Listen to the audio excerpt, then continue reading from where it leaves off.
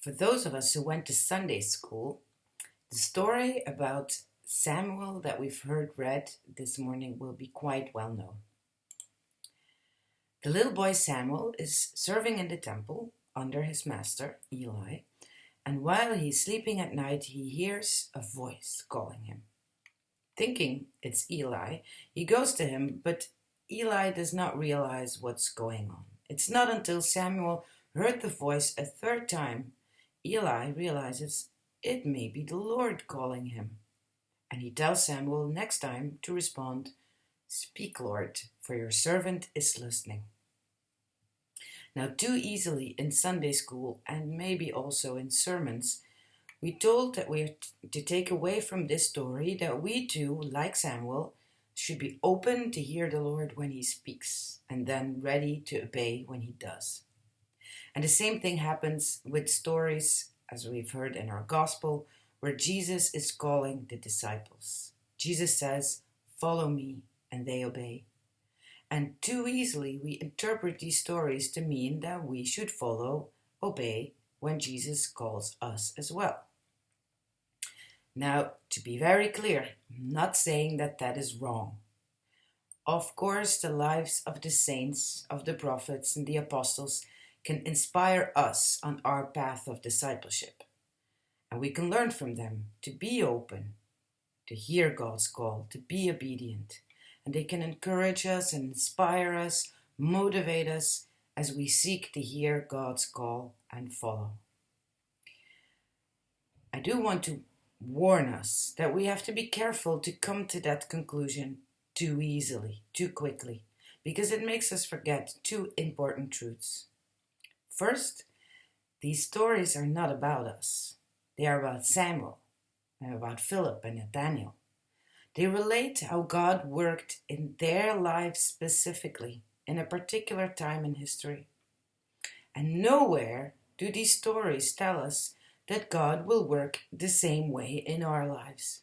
So we should take care not to raise for ourselves false expectations by appropriating, that means making our own, these biblical stories too quickly.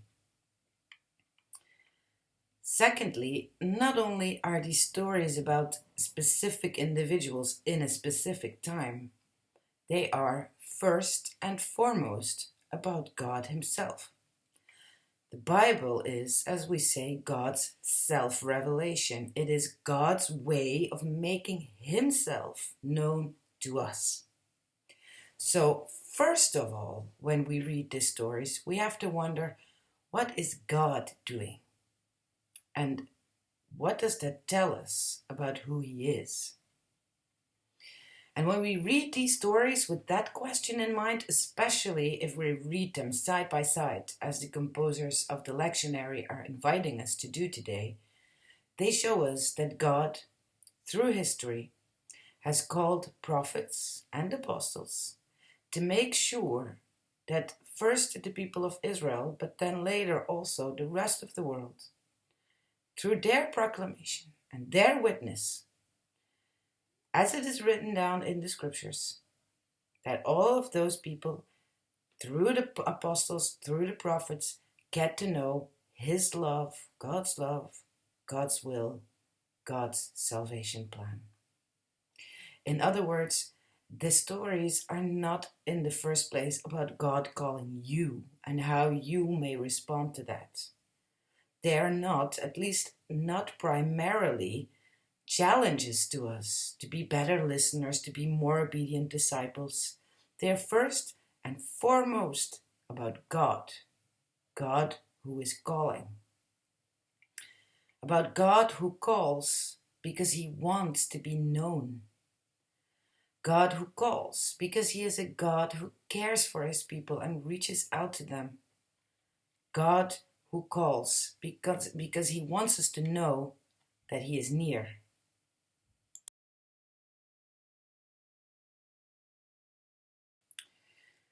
The story of Samuel takes place in a very, very dark period in history. Chronologically, the story follows the book of Judges, and those who went through the Judges Bible Study series this summer They know how dark that time really was. The book of Judges ends on a very depressing note.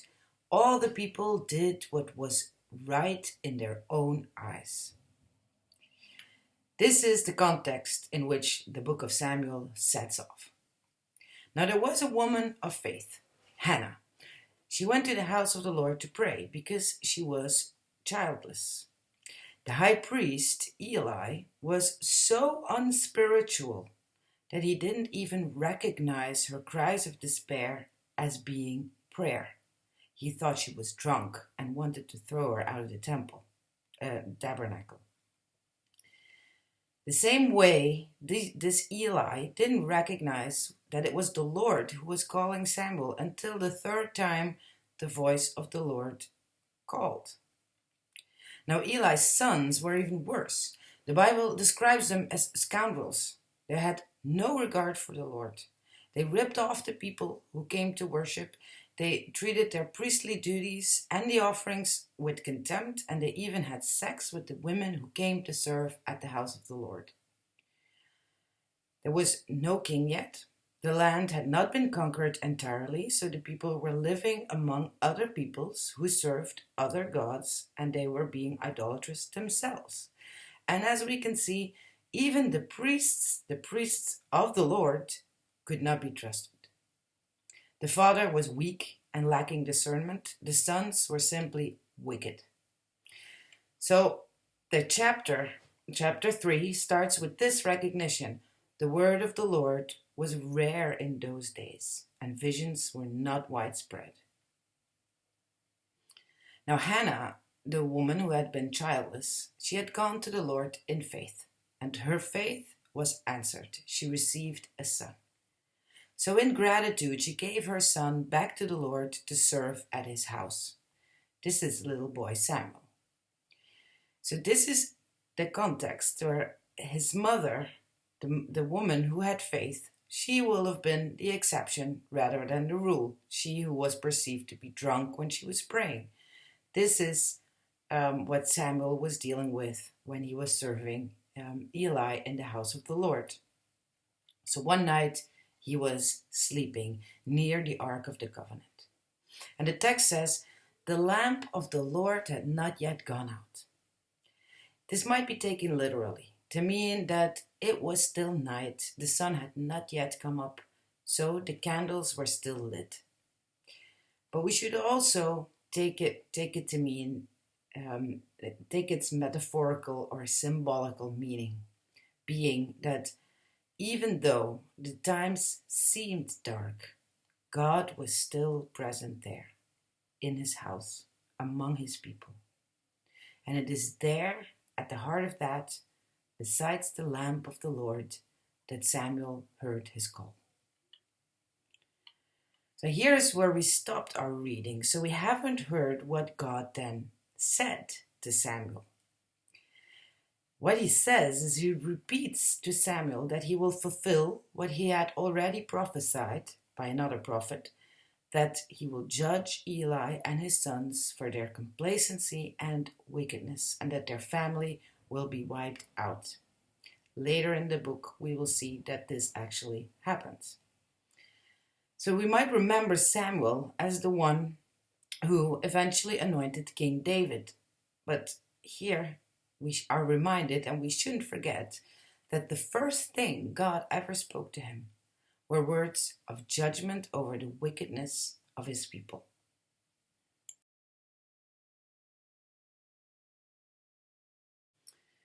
Today, we might also feel that we're living in dark times. And we too might feel that the word of the Lord is rare these days. Through our phones and other devices, we have been given a window into the world. And frankly, more often than not, this brings bad news into our homes. We see the injustice and immorality going on around the globe. We see greed, oppression, wars, hunger, sickness, and death close to home and far away. Now, the story of Samuel reminds us that the state of the world out there, it doesn't tell us anything about God, about who or where He is, about His being or existence. That we're surrounded by evil and darkness, it is no cause for us to fear that God may be absent or even dead, as some would say. Let's be honest, most times in history have dealt with one other form of darkness. And this has never stopped God from being involved, from caring about His people, working with them. In the days of Samuel, the lamp of the Lord had not yet gone out. And in our day, we may be sure that the light of the world will never go out. It will always shine. It will shine in the darkness, and the darkness will never overcome it, as John wrote in his first chapter. Also, the story tells us that God cares about the wickedness that is going on in the world. The first thing He spoke through His servant Samuel were words of judgment over the evil that was going on. Evil, unrighteousness, lack of mercy, oppression, injustice. These are things that God grieves for. The scriptures are full of this. We spoke about it already in our current Bible study series on the first chapter of the book of Micah. God does not want the world to be dark. What He wants is to spread His light in our darkness. In Samuel's days, they needed a prophet, Samuel. They needed a new priesthood to replace Eli and his sons, and they needed a king whom Samuel would anoint. First Saul, and then the king chosen by God Himself, David. These ministers would lead the people out of the darkness they were in. Now in our time, again, we've been given Jesus, the Son of God Himself, who is prophet, priest, and king all at once, and who will one day guide the whole world into His eternal light. Secondly, as in the time of Samuel, we might also have reason to say today that the word of the Lord is rare. That is not to say that God doesn't speak today. That's not what I mean. What I do mean is that through the internet and through social media, we are flooded by so many voices, so many opinions, a lot of them claiming to speak the word of the Lord. And this multitude of voices and opinion makes discerning, figuring out what is and what isn't really His voice, quite complicated. It requires a lot of wisdom and a lot of care. We have to be careful when we discern the word of the Lord today. So when we feel overwhelmed by all these voices that are coming at us, we might desperately want God to speak to us as clearly and as explicitly as He spoke to Samuel. And He might do that from time to time, but He might sometimes also not do that. The story does not promise us that God will. What the story does tell us, however, is that God has already spoken through His prophets, through the apostles, whose proclamation has been handed to us in the scriptures. We may know His word, we may know His will today. This proclamation and these scriptures have been passed on to us in the church. So when the voices of the world are screaming at us too loudly so we can't even make them out anymore, we are blessed with the shoulders of those who've gone before us to stand on. This is what it means when we say in our creed, the church is apostolic, that we build on the witness and the testimony of the apostles.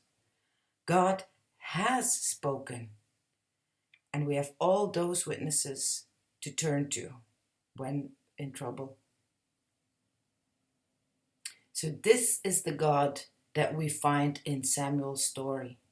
A God who doesn't want His children to live in darkness. A God who wants to make Himself known to them because He brings light into the world. And a God who goes out of His way to make this message known to specific people, prophets and apostles, so that they, in turn, can be a witness to the people around them. God called Samuel by speaking to him directly in a literal, audible voice, while Samuel was trying to sleep at night. Jesus called Nathanael by telling him he saw him sitting over there earlier.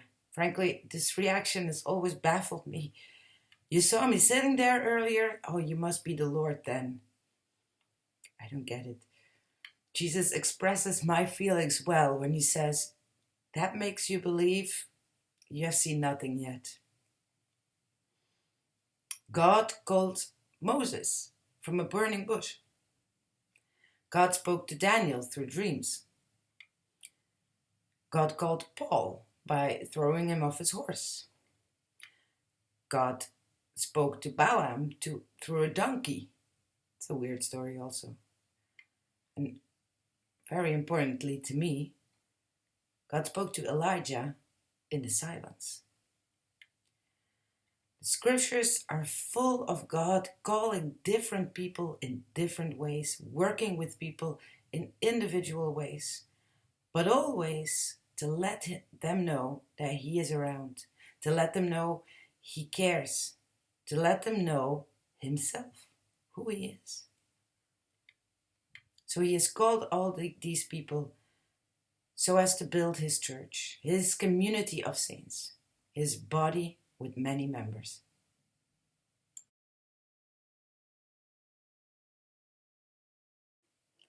So now is the time to appropriate the story, to ask ourselves, what does all of this have to do with me?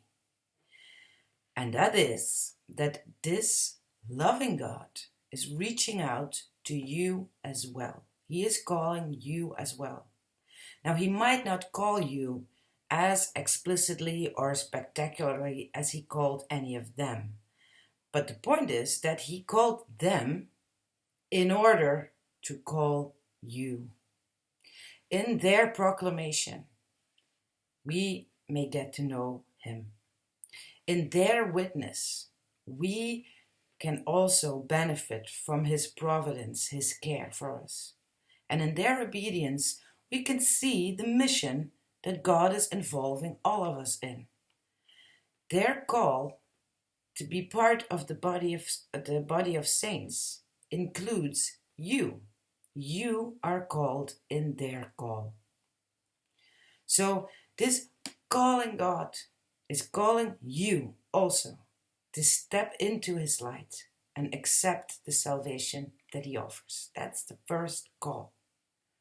He's calling you to become part of His body on earth, the church, and to contribute to her ministry, which is, again, to gather all people into that eternal light in His eternal kingdom.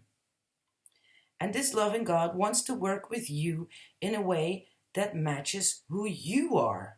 For example, by giving you the gifts of the Spirit that you need in your place where you are working, where you are doing your job, as we talked about last week. So Samuel laid himself next to the lamp of the Lord. Shall we lay ourselves down with His light, the scriptures, and Jesus Himself, to whom the scriptures witness? For of course there is nowhere where we will hear His call more clearly than just there, in His word, written, proclaimed, and living. Amen.